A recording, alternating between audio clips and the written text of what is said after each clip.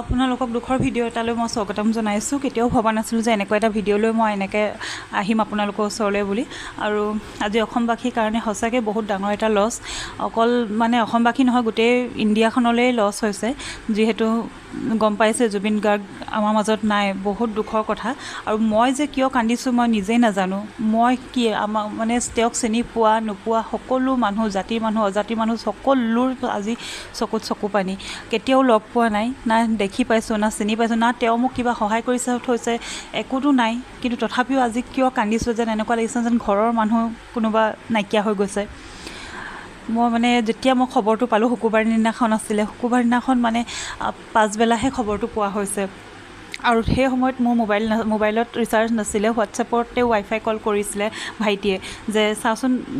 মানে মই তাৰপিছত শুইছিলোঁ, আমি শোৱাৰ পিছত ফোন কলবিলাক দেখিছোঁ, মই কৰিছোঁ লগালগ যে এনেকৈ জুবিন গাৰ্গ ঢুকালে। মই বিশ্বাস কৰা নাছিলোঁ, সেই মিছা কথা। তাৰপিছত হোৱাটছএপৰ ষ্টেটাছ চাইছোঁ যে ইটোৰ পিছত সিটো ষ্টেটাছ আহিছে। মই মোৰ হাজবেণ্ডক কৈছোঁ যে এই এনেকৈ বোলো জুবিন গাৰ্গ ঢুকালে বুলি দিছে। তেওঁ বিশ্বাস কৰা নাই, সেই বোলে মিছা কথা এনেকৈ কৈছে। মানে মোৰ হাজবেণ্ডে অকল দুজন ছিংগাৰৰ কথাই সৰুৰ পৰাই ভাল পায়।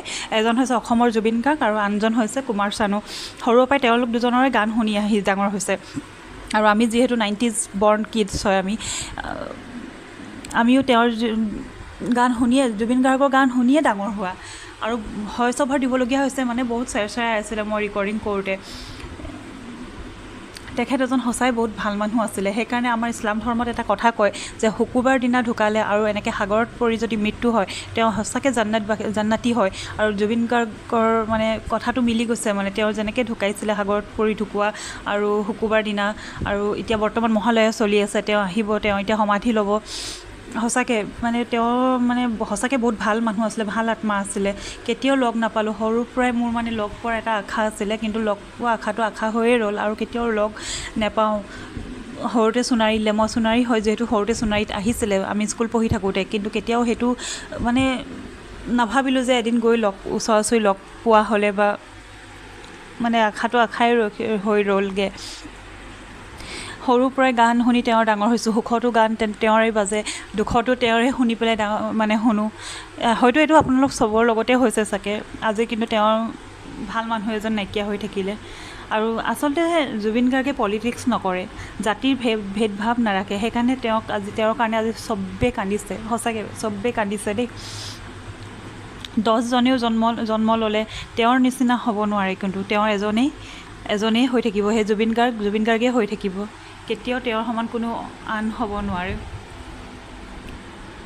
আৰু তেওঁৰ নিচিনা 10জনে জন্ম ল'লেও তেওঁৰ সমান হ'ব নোৱাৰে, নহয়ও। বহুত ডাঙৰ লছ দেই, অসমৰ কাৰণে বহুত ডাঙৰ লছ হৈ গ'ল। আৰু মোৰ মনৰ আশাও মনতে থাকি গ'ল, এদিনো লগ নাপালোঁ। বেয়া এটা কাৰণেই লাগিছে, দুখ এটা লাগিছে যে তেওঁ যদি বুঢ়া হৈ ঢুকুৱা হ'লে বা কিবা বেমাৰত ঢুকুৱা হ'লে, অসমতে যদি ঢুকুৱা হ'লে ইমান বেয়া নালাগিলে হয় কিজানি, ইমান দুখ নালাগিলেহেঁতেন। এতিয়া অজান দেশত, মানে ছিংগাপুৰত কেনেকৈ ঢুকাইছে, কি নাই একো গম পোৱা নগ'লে, কেনেকৈ ঢুকালে মানে সেইটোতো গম পোৱা গৈছে কেনেকৈ ঢুকাইছে, কিন্তু মানে অজান দেশত ঢুকোৱাৰ কাৰণে এটা মনত মানে কিবা এটা চবৰে থাকি যাব সঁচাকৈ।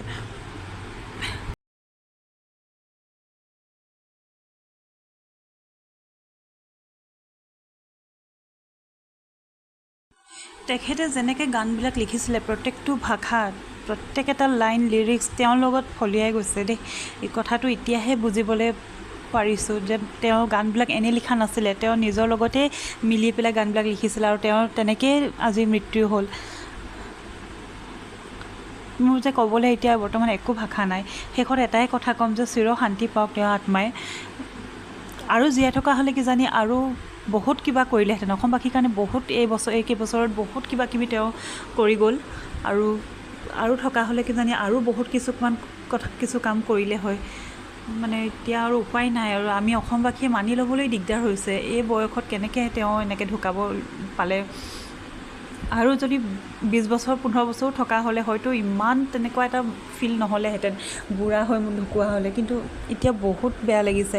মোৰ শ্বৰ্টছবিলাকত প্ৰায় হিন্দী গানেই লগাওঁ মই, কিন্তু এতিয়াৰ পৰা মই জুবিনদাৰ গানেই লগাম। সঁচাকৈ কৈছোঁ, জুবিনদাৰ গান লগাই মই শ্বৰ্টছ ভিডিঅ' বনাম। মোৰ বিশেষকৈ শ্বৰ্টছবিলাক তেনেকৈয়ে যায় ন এতিয়াৰ পৰা মই সেই তেনেকৈ শ্বৰ্টছ ভিডিঅ'ত জুবিন গাৰ্গৰ কাৰণে লগাম যাতে আমাৰ ল'ৰা ছোৱালীও গম পায় কেনেকৈ কোন হয় কি নাই কাৰণ কেলৈ আমাৰ টাইমত তেওঁৰ বেছি পপুলাৰ আছিলে এতিয়া প্ৰজন্মখিনিয়ে হয়তো গান নুশুনিলে জুবিন গাৰ্গ কোন চিনিও নাপাব